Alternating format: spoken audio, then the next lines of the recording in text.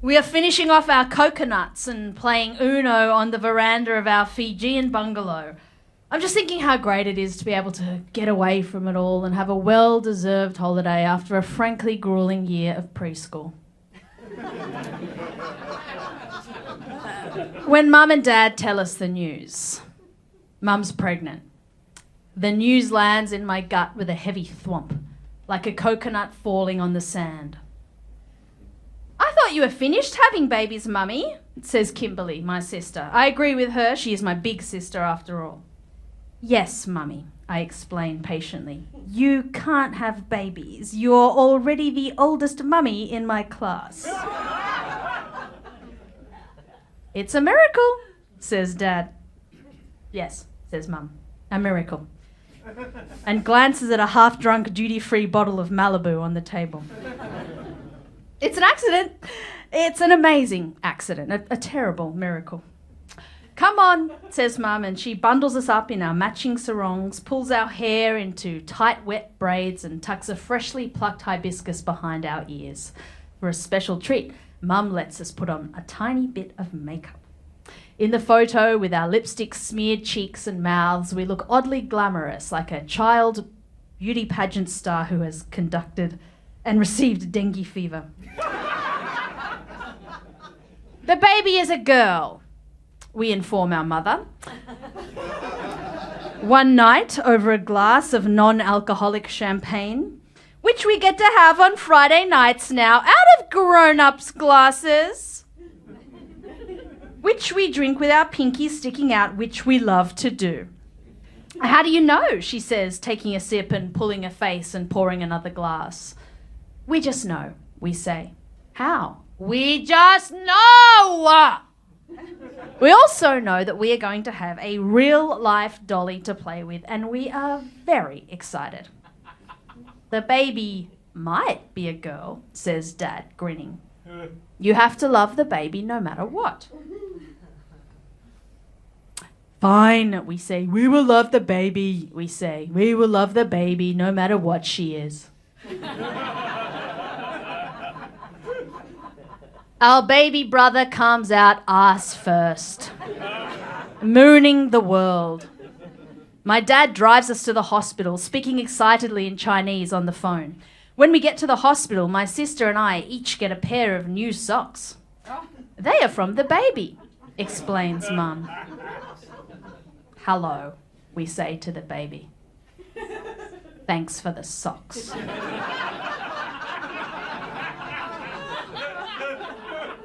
We stare at the baby.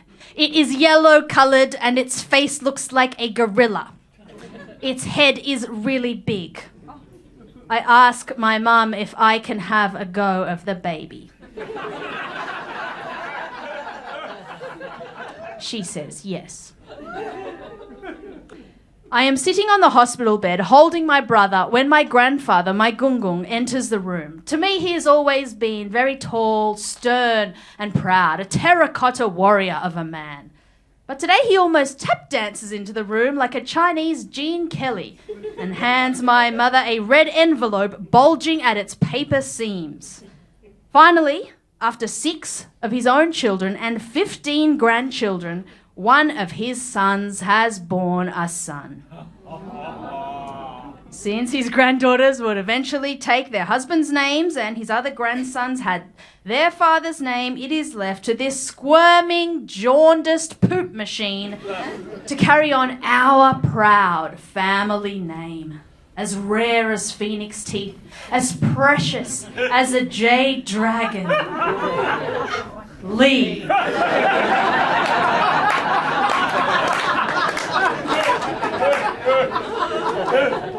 My parents name him Reardon. My grandfather gives my brother a Chinese name. It means building the universe in Cantonese. My Chinese name means good piano. And I can't even play. It could actually have been worse. I read that in China, it's not uncommon to call a girl Zhao Di, which means expecting a brother.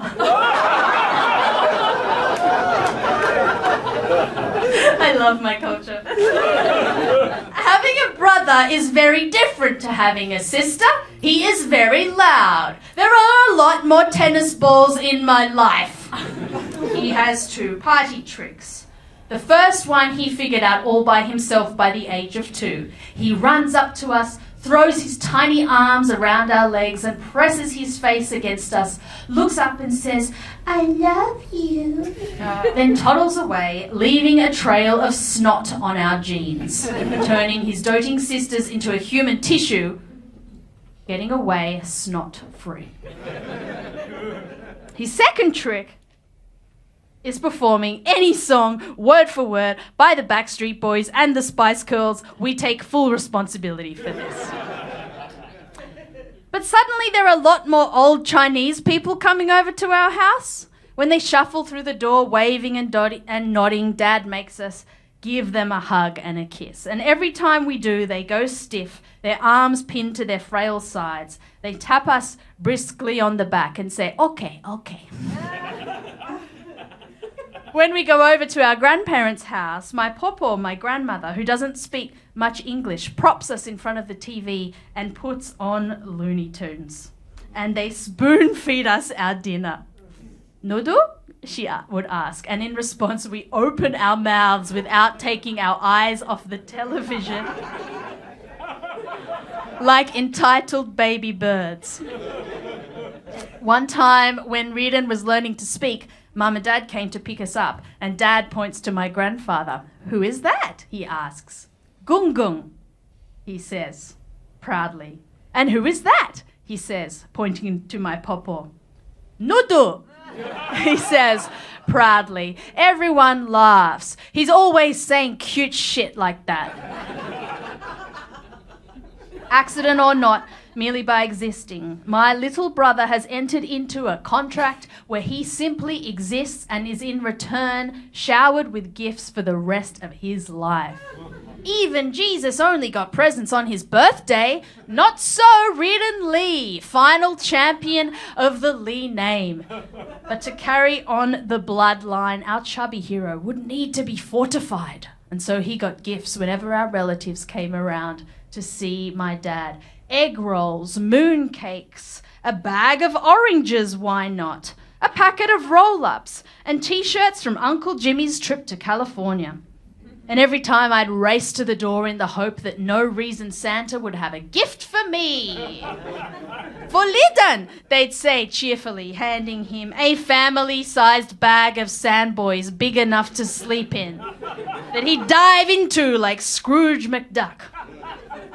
It wasn't just chip-based discrimination. No, I remember a Christmas at my grandparents' house when we received our red envelopes with a musty-smelling $10 note for me and my sister and a Dame Nellie Melba for my 3-year-old brother to feed his already well-fed Dolomites. All my sister and I could do was sit there, our mouths agape, partly because we are shocked of this mistreatment, but mostly because we are waiting for more noodle. Come on, Papa, we haven't got all day. I realise I will have to work extra hard to win back my grandparents' love. And one day when my brother is 4 years old, we go to the cemetery like we do every year, which is part of a family tradition where we make offerings to our ancestors. We clean their headstones, we put meals on their graves, we pour out tea and light incense and a fire in a drum, and we burn things to go to the spirit world, mostly joss sticks and fake money, which has the name Hell Banknotes. I think something got lost in translation there. It's time to make my big play. I bow 3 times, I light some incense, and then I pull out a pink piece of paper from my pocket. "It's a poem for Dad's grandma," I say in my loudest voice to everyone in particular. Onto the fire it goes. "It's about family," I say pointedly to my grandfather, who pats me absent-mindedly on the head as my poem turns to ash. When it is my brother's turn, he picks up a leaf that he found on the ground and chucks it into the fire. It is greeted by a round of applause and a chorus of, "Oh, Ridan, good boy, good boy." Wow, I say. I bet Dad's grandma will enjoy getting a leaf in the ghost post. Not. I say this because I am quite the sarcastic wit, and it is the 90s after all. Then as the line of relatives gather round the grave, solemnly waiting for their turn to bow and ask the ancestors for that week's lotto numbers, I have an idea. I sidle up to my brother. He is standing off to the side, looking hungrily at a plate of duck on my great-grandmother's grave. Ridden, I whisper in his ear, just like Iago, the parrot from Aladdin. Why don't you sing a song for Dad's grandma? He goes with a classic crowd pleaser, launching straight into Wannabe by the Spice Girls. My grandfather is laying down flowers on his own mother's grave as his grandson jumps on top of it to be his stage, and he really turns it up for the Mel B rap. He gets to the bridge. Slam your buddies down and buddies all around. Slam your buddies down and buddies all around. Gung Gung turns around to see his grandson, the pride of the family, literally dancing on the grave of his ancestor. No one says a word. A ghost coughs politely.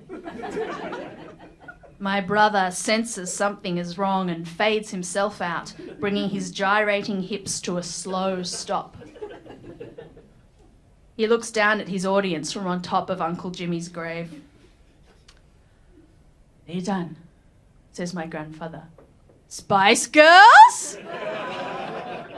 In the car on the way home, my brother snacks loudly on a plate of grave duck.